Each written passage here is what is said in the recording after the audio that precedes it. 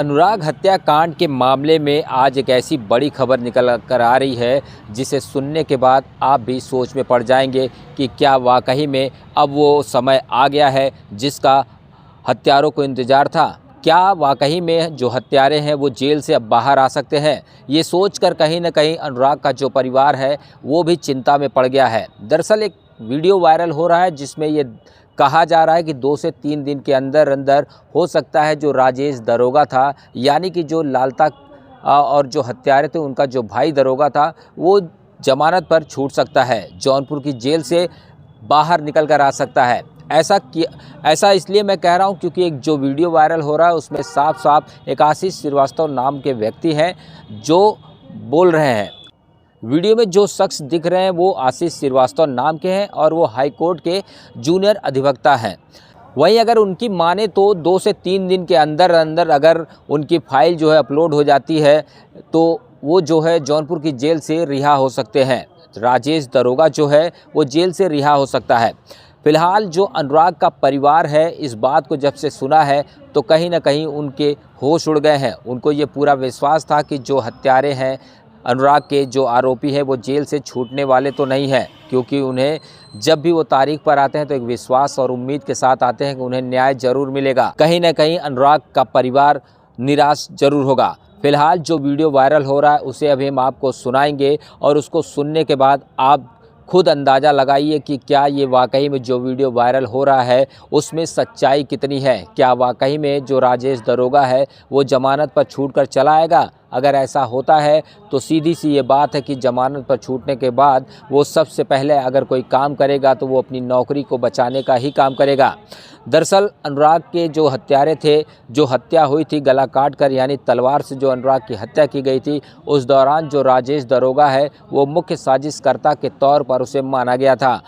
उसकी CDR report निकाली गई तो उसमें जो राजेश दरोगा थे उसकी कई कॉल्स पाई गई थी। इसी बेस पर जो है उन्हें पुलिस ने गिरफ्तार किया था और हत्यारों के साथ साथ वो भी जौनपुर की जेल में बंद है। अब आने वाला समय तो यही बताएगा कि क्या वाकई में जो है कि राजेश दरोगा जेल से छूट कर आता है। हालांकि जो वीडियो वायरल हो रहा है उसकी पुष्टि हम नहीं करते, लेकिन जो वीडियो वायरल हो रहा है उसमें कितनी सच्चाई है ये तो आने वाला समय ही बताएगा। फिलहाल जो वीडियो वायरल हो रहा है उसे हम आपको दिखाएंगे और आप उसे देखकर ये अंदाज़ा लगाइए कि क्या वाकई में इसकी सच्चाई कहाँ तक है। एक साथी अधिवक्ता है आशीष श्रीवास्तव, इनका भी नाम है और ये जौनपुर के रहने वाले हैं। इनके कोई सीनियर एडवोकेट हैं जिनके अंडर में वो वहाँ पे प्रैक्टिस कर रहे हैं और ये कुछ बताएंगे पूरा विस्तार से कि कैसे उसका आवेदन हाई कोर्ट में लगता है और कैसे क्या होता है, आज क्या एक तरह से कार्रवाई होती है, पूरा ये बताते हैं। आशीष जी बताइए। जी, जी। नमस्कार नमस्कार सर। लास्ट टाइम जो है जब डेट लगी थी इस मैटर पे, तो उसमें ये हुआ था कि जो इन्फॉर्मेंट के काउंसिल थे, उन्होंने एक कोर्ट को इन्फॉर्म किया हुआ था कि उनके बहन की शादी है। तो जिस वजह से जो है उन्होंने उस दिन जो है सुनवाई टल गई थी और कोर्ट ने जो है डेट फिक्स किया हुआ था 20 फरवरी। तो जस्टिस मयंक जैन साहब की समीर जैन साहब की कोर्ट है और कोर्ट नंबर 66 में आज मामला लगा हुआ था। सीरियल नंबर फ्रेश में ही था, सीरियल नंबर 14 पे। तो उसमें एप्लीकेंट साइड से जो सीनियर काउंसिल थे कमल कृष्ण साहब, और उन्होंने आर्गुमेंट रखा कि जो राजेश यादव दरोगा थे, इनका कोई डायरेक्ट रोल नहीं था इस केस में। और कहा जा रहा था कि इन्होंने कॉन्स्पिरेसी करी हुई है और लगातार जो है फ़ोन से ये चीज़ों को बताते रहे कि क्या कैसे करना है। तो इसी आधार पर जो है इन्होंने कहा, कमल कृष्ण ने, कि इनका डायरेक्ट कोई भी रोल नहीं है, ना तो कॉन्स्पिरेसी में, ना ही वहाँ पे ये मौके पे थे। तो इस चीज़ को कोर्ट ने ऑब्ज़र्व किया और अब अपोज़िट साइड से जो है विनय शरण सीनियर काउंसिल हैं जो कि हाई कोर्ट के, उन्होंने अपोज़ किया जो है बेल एप्लीकेशन को, और उन्होंने ये कहा कि ये लगातार कोऑर्डिनेट करते जा रहे थे। लगातार ये कोऑर्डिनेट कर रहे थे और इनका डायरेक्ट कॉन्स्पिरेसी में पूरा-पूरा रोल रहा है। तो इस आधार पे कोर्ट ने जो है दोनों पक्षों को सुना और उसके बाद कोर्ट ने डिसाइड किया, बेल अलाउ की। तो विनय सरन साहब ने इसमें कंडीशन की डिमांड करी कि जो है इसमें कुछ रेस्ट्रिक्शन लगाया जाए इनके ऊपर। तो कोर्ट ने एक बहुत ही अनोखी टिप्पणी करी कि क्या खाना-पानी बंद कर दें इनका? तो कोर्ट की ये एक टिप्पणी आई थी इस पे और उसके बाद जो है कोर्ट ने कहा कि हम ऑर्डर में ही जो भी कंडीशन रहेगा वो हमारा कंडीशन ऑर्डर में ही आ जाएगा। तो बेल हम बेल इस आधार पर जो है उन्होंने अलाउ कर दिया है और ऑर्डर भी नियर फ्यूचर में जो है 2-3 दिन में आई थिंक अपलोड हो जाएगा और उसके बाद जो है इनकी रिहाई हो जाएगी। बाकी ट्रायल कोर्ट में डिसाइड किया जाएगा कि आगे इनका कितना स्पेसिफिक रोल रहा है इस मैटर में, कितना नहीं रहा है, ये ट्रायल का विषय है। ये फिलहाल इन्हें एक तरह से अभी जो राजेश हैं, जो दरोगा हैं, लालता जो हत्यारे हैं, उनके पिता चूँकि हत्या आरोपी हैं, इसमें अभी इनका जो रोल रहा है, वो अभी फिलहाल इनको इसमें बेल मिल रही है और बेल मिलने के बाद ये जौनपुर कोर्ट में ट्रायल चलता रहेगा।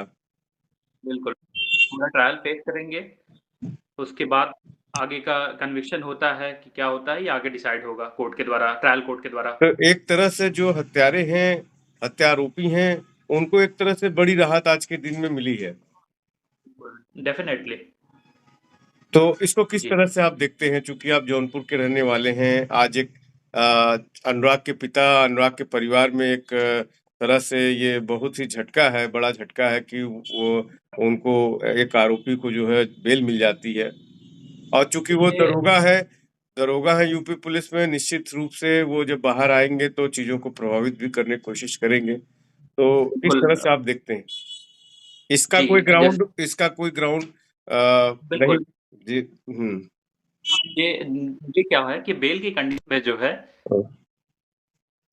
ये रहती हैं कि ये किसी भी तरह की कोई टेम्परिंग नहीं करेंगे विद द एविडेंस।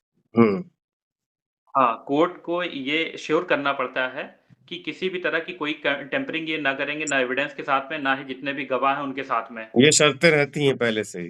हाँ, रहती हैं और उसके बाद ये कहीं जा भी नहीं सकते हैं और जब बेल ऑर्डर अपलोड होगा तो उसमें प्रॉपर पूरी लिखी रहेगी डिस्क्रिप्शन में कि क्या-क्या कंडीशंस लगाई हुई है इनके ओहो! ऊपर। ये है कि जो ये क्राइम हुआ था ये बहुत ही हीनियस क्राइम था हुँ, और मेरे नॉलेज के अकॉर्डिंग जो है ये रेयरेस्ट ऑफ द रेयर की कैटेगरी में डाला जा सकता है, जिसमें कि डेथ पेनल्टी तक हो सकती है। हुँ। क्योंकि एक बढ़ते हुए खिलाड़ी जिसकी उम्र 16 साल के आस-पास थी, उसका सर बिल्कुल अलग कर देना, ये बहुत ही हीनियस क्राइम है और ये रेयरेस्ट ऑफ द रेयर की कैटेगरी में डाला जा सकता है। बाकी डिसाइड करना कोर्ट का काम है। कोर्ट अपने हिसाब से चीज़ों को ट्रायल करेगी। कोर्ट की जो फाइंडिंग आएगी उसके अकॉर्डिंग जो है कन्विक्शन होगा या एक्विटल होगा, ये कोर्ट का काम है, ट्रायल कोर्ट देखेगी। अच्छा इसमें जो है अब इनकी बेल हो गई तो अब क्या ये नौकरी जॉइन कर सकते हैं? क्या प्रावधान है? नहीं, अभी इनका जो है अब ये कोर्ट के ही थ्रू ये जा सकते हैं, नौकरी वापस जॉइन करना होगा। तो अभी इनके ऊपर बेल मिलना देखिए बेल के अकॉर्डिंग क्या होता है कि बहुत सारी ऐसी चीज़ें हैं, जैसे मैं आपको बताऊँ कि 2 तरह की चीज़ें होती हैं। ऑफ़ेंस जो है वो 2 तरह का है, बेलेबल ऑफ़ेंस है, नॉन बेलेबल है। तो इनका जो ऑफ़ेंस है वो नॉन बेलेबल है और इनको बेल मिल चुकी है। तो अब इसमें जो है प्रावधान तो है कि नॉर्मली तो मिल जाता है नौकरी क्योंकि ये जेल से बाहर आ चुके हैं और बाकी अगर कोई कॉम्प्लिकेशन होगा तो उसके लिए इनको कोर्ट का ही दरवाज़ा खटखटाना पड़ेगा। अच्छा। तो चलिए जी। आपको वहाँ से जुड़ने के लिए बहुत-बहुत धन्यवाद और ये बहुत सटीक आपने बताया कि क्या कुछ है।